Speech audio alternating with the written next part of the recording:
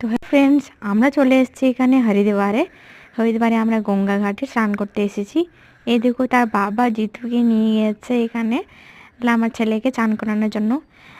তো জলটা এত ঠান্ডা, তোমরা তোমরা দেখতেই পাচ্ছ, লেহেরটা কত জোরে। তো এখানে না, সত্যি বলতে গেলে এমনি আমরা ঠান্ডার সময় গিয়েছি, তারপরে এত লেহের জল, এমনি জলটা পুরো বরফের মতন ছিল। তো সে তো ভয় পাচ্ছে, ছেলে আমার ভয় পাচ্ছে, না না আমি চান করব না। তো যাই হোক, তার বাবা বললে কি চান করে না, একটু জলে দেখো ইয়ে করেছে, কেমন কেমন হচ্ছে দেখো। তাকে প্রচুর ঠান্ডা লাগছিল। দিয়ে আমি বললাম কি, যাই হোক এসেছি যখন চানটা তো করাবোই।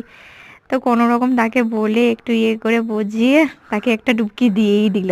তো ডুবকিটা দেওয়ার পরে দেখো কীরকম হচ্ছে। তো সত্যি বলতে গেলে জলটা পুরো ঠান্ডা ছিল, আর আমার তো এমন মনে হচ্ছিল যেমন কি আমি, মতলব, কি আমি চান করবো না করবো আমি বুঝতে পারছিলাম না সত্যিকারে, মানে গায়ে কাপড় খোলা যাবে না, এত ঠান্ডা ছিল। তারপরে এমনি জলটা অনেক ঠান্ডা। তো যাই হোক, ছেলে কোনো রকম তার বাবা একটা দুটো ডুবকি দিয়ে, তো তারপরে সে আর বলছে কি আর আমি চান করবো না। মানে আমি বলেছিলাম যে 3টা ডুবকি দিয়ে দাও। তারপরে যাই হোক, তো ডুবকি তো দেওয়ার পরে ও বলছে কি মাম আমি এরকম বসছে একটু জলের সাথে খেলবো, বর আমি আর ডুবকি দেবো না। দিয়ে তার বাবার উপরে একটু জল দিয়ে দিচ্ছে, আর এই জলের নিয়ে একটু খেলা করছিল।